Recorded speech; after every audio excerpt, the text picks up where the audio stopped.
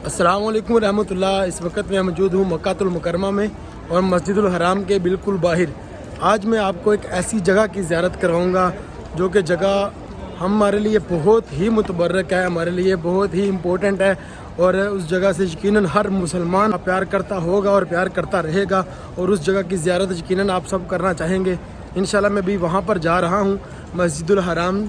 आप back side पे देख सकते हैं, भी मैं यहाँ से निकला हूँ और एक ऐसी ज़ियारत के पास जा रहा हूँ जहाँ पर जाने से पहले ही मुझे बहुत खुशी हो रही है और इंशाल्लाह उससे भी ज़्यादा खुशी तब होगी जब मैं उसकी ज़ियारत करूँगा और आप सबको भी ज़ियारत करवाऊँगा इंशाल्लाह।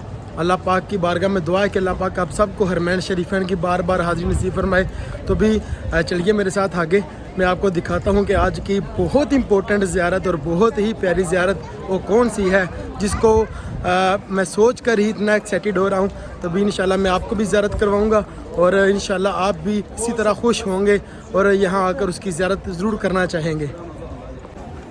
भी ये मस्जिदुल हराम से मैं इस साइड पे जा रहा हूँ, क्लॉक टावर वाली साइड पे नहीं, उसके दूसरी साइड पे मैं जा रहा हूँ और ये मस्जिदुल हराम की दीवार है बाहर से और ये साथ एक ट्रैक बना हुआ है। इस ट्रैक के नीचे भी एक ट्रैक है, मैं आपको दिखाता हूँ।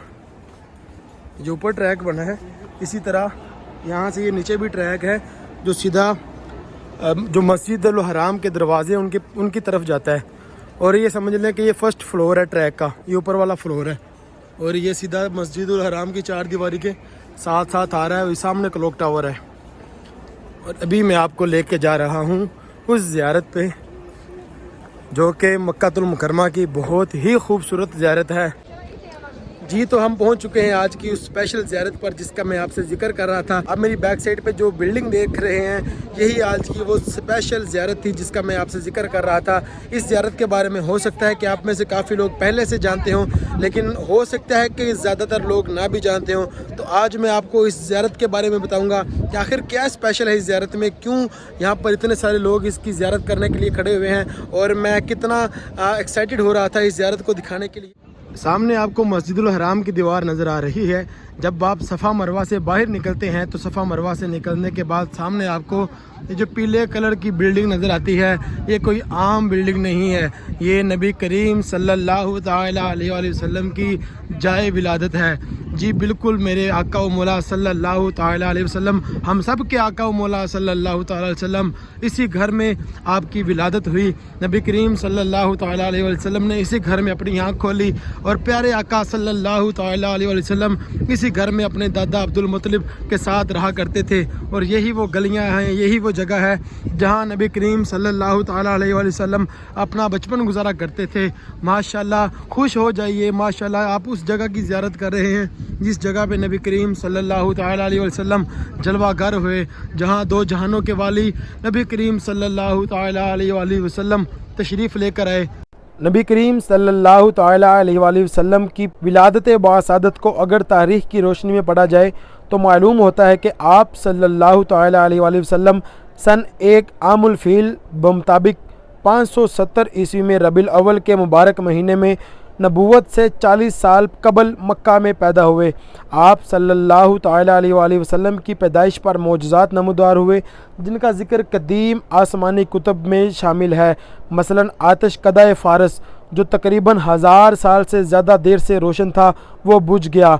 मिशकात शरीफ की एक हदीस है जिसके मुताबिक नबी करीम सल्लल्लाहु ताला अलैहि वसल्लम ने इरशाद फरमाया, मैं उस वक्त भी नबी था जब आदम अलैहिस्सलाम मट्टी और पानी के दरमियान थे।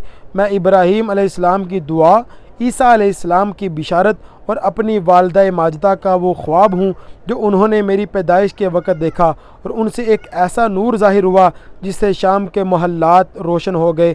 जिस साल आप सल्लल्लाहु ताला अलैहि वसल्लम की विलादत बासआदत हुई उससे पहले कुरैश मुआशी बदहाली का शिकार था, मगर उस साल वीरान ज़मीन सरसब्ज़ो शादाब हो गई, सूखे हुए दरख्त हरे भरे हो गए और कुरैश खुशहाल हो गया।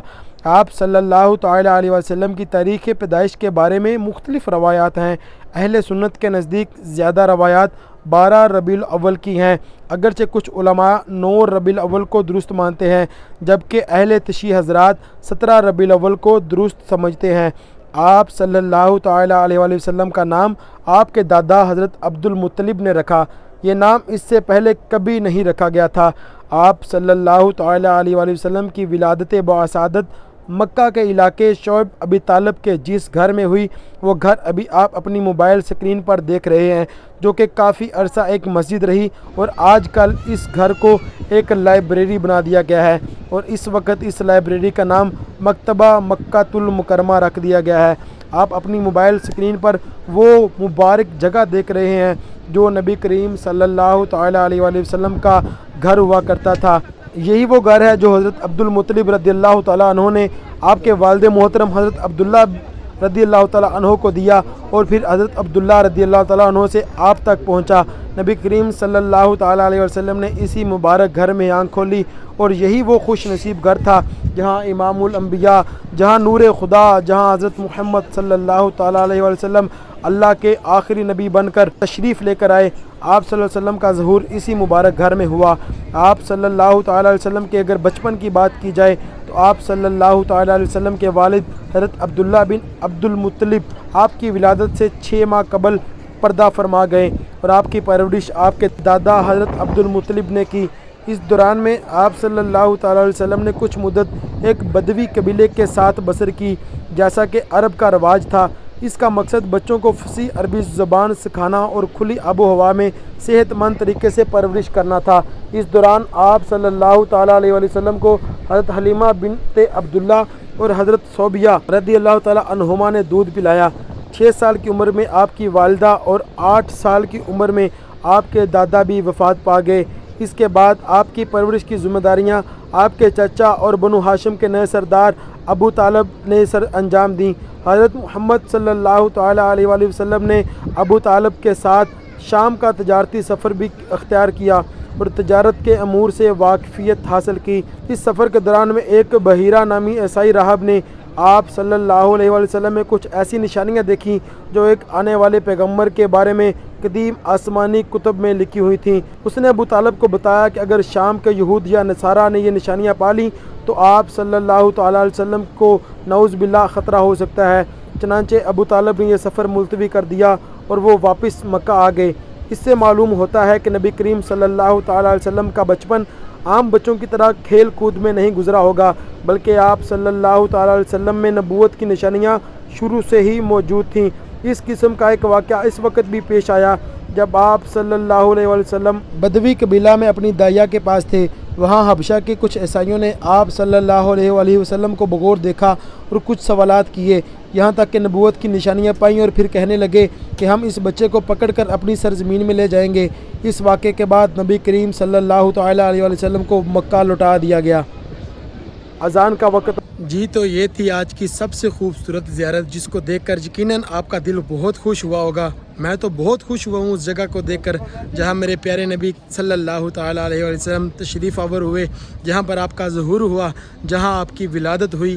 یقیناً وہ جگہ بھی خوش نصیب ہے اور اس جگہ کی زیارت کرنے والے لوگ بھی خوش نصیب ہیں۔ اللہ پاک آپ کو بھی ان خوش نصیب لوگوں میں شامل فرمائے اور آپ بھی اس جگہ کی زیارت کرنے کے لیے یہاں پر حاضر ہوں۔ درود و سلام پڑھتے رہیں سرکار دو عالم صلی اللہ تعالیٰ علیہ وسلم کی ذات مبارکہ پر، اور اپنے بھائی غازی شان کو اپنی ڈھیر ساری دعاؤں میں یاد رکھیے گا۔ انشاءاللہ اگلی زیارت کے ساتھ اور ایک نئی ویڈیو کے ساتھ دوبارہ ملاقات ہوگی۔ اپنا بہت سارا خیال رکھیے گا۔ اللہ حافظ، اللہ نگہبان۔